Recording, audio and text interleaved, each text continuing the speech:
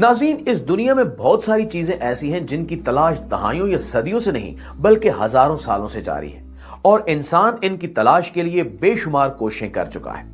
खास तौर पर ये ऐसी चीजें मुख्तलिफ मज़ाहिब के मुक़द्दसात से ताल्लुक रखती हैं और आज भी हम आपको एक ऐसी चीज के बारे में बताने जा रहे हैं जो यहूदी मजहब के लिए बेहद अहमियत की हामिल और इनके अकीदे में मरकजी मकाम रखती है।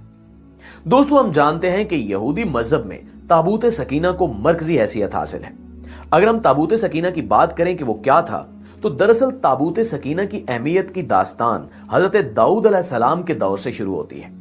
ये वो ताबूत था जिसमें बनी इसराइल की जानिब मबूस किए गए पैगंबरों से वाबस्ता तबरुकात रखे जाते थे।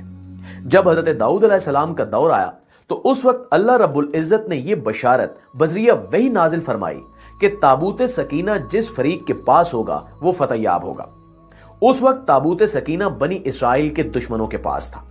उस ताबूत सकीना को हजरत दाऊद अलैहिस्सलाम ने हासिल किया और इसी वजह से इन्हें अल्लाह रब्बुल इज्जत की मदद और नुसरत हासिल हुई और उन्होंने दुश्मनों पर फतह हासिल कर ली। इस ताबूत सकीना के साथ साथ एक और चीज भी है जो यहूदी मजहब में बेहद अहमियत की हामिल है और वो है हजरत सुलेमान अलैहिस्सलाम का छोड़ा हुआ वो बेशकीमती खजाना जो उनकी वफात के बाद किसी जगह पर छुपा दिया गया था।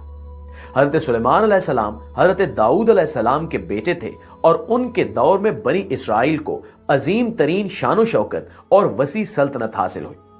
बनी इसराइल उस वक्त दुनिया की सबसे ज्यादा खुशहाल तरीन कौम थे जिनके पास दौलत की कोई कमी नहीं थी।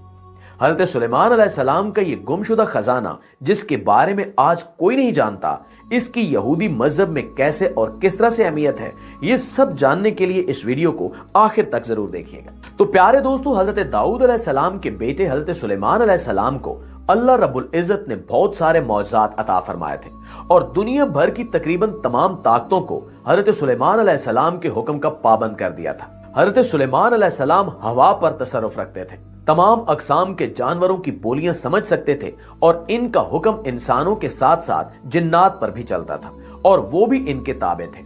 हजरत सुलेमान अलैहिस्सलाम के दौर में बनी इसराइल की हुकूमत एक बड़े वसीओ अरीज इलाके में फैली हुई थी जिसमें मशरिक वस्ता का तकरीबन तमाम इलाका और मिस्र समेत अफ्रीका का भी कुछ हिस्सा शामिल था।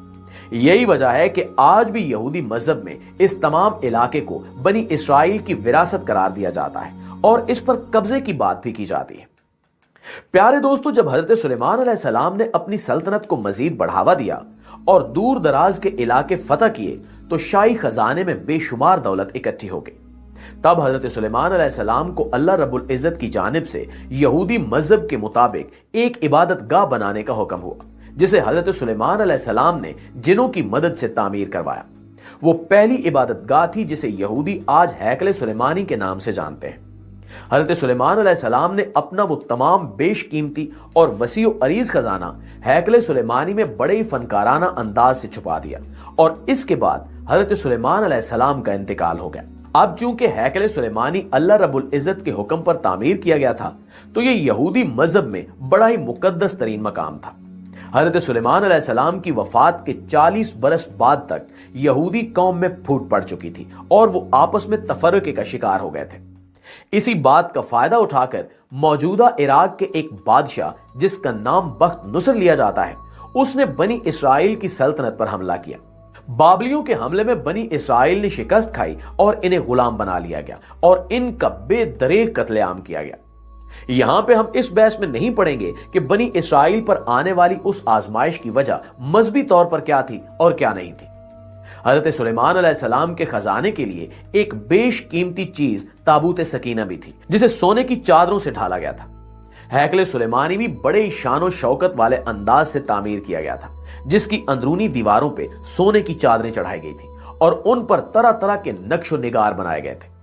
यही वजह है कि हमला आवर बाबली लश्कर के लिए यहूदियों का यह मुकद्दस तरीन मकाम हैकले सुलेमानी लूट मार का मरकज बन गया। हैकले सुलेमानी के अंदर से मिलने वाली तमाम चीजों को लूट लिया गया और उसे आग लगाकर मस्मार कर दिया गया। दोस्तों, ये वाकया आज से तकरीबन 4000 साल कबल का है। आज से कुछ अरसा पहले तक कोई यह भी नहीं जानता था कि दरअसल उस हैकले सुलेमानी की असल लोकेशन कौन सी थी। इसलिए इस बात का पता चलाना बेहद मुश्किल था कि बाबली लश्कर ने हजरत सुलेमान अलैहिस्सलाम का जो खजाना लूटा था वो कहां है। कुछ रिवायात के मुताबिक वो लूटा हुआ खजाना बाबली लश्कर ने किसी जेरे जमीन मकाम में छुपा दिया था, जबकि कुछ दूसरी रिवायात के मुताबिक वो खजाना दरअसल हजरत सुलेमान अलैहिस्सलाम ने हैकले सुलेमानी में रखवाया ही नहीं था, बल्कि उसे यरूशलेम शहर के नजदीक एक तांबे की कान में दफन करवा दिया था।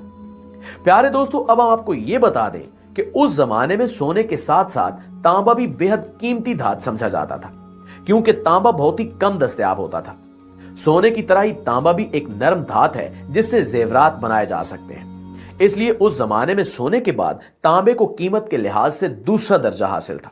कुछ अरसा कबल यहूदी मजहब के इससे पहले मुकद्दस तरीन मकाम यानी हैकले सुलेमानी की लोकेशन का पता लगा लिया गया और वहां से मिलने वाले आसार के मुताबिक यह बात भी कंफर्म हो गई कि दरअसल खजाना यहां से लूटा ही नहीं गया, क्योंकि यहां पे खजाना मौजूद ही नहीं था, बल्कि वो खजाना वाकई रिवायात के मुताबिक किसी न किसी तांबे की कान में मौजूद है।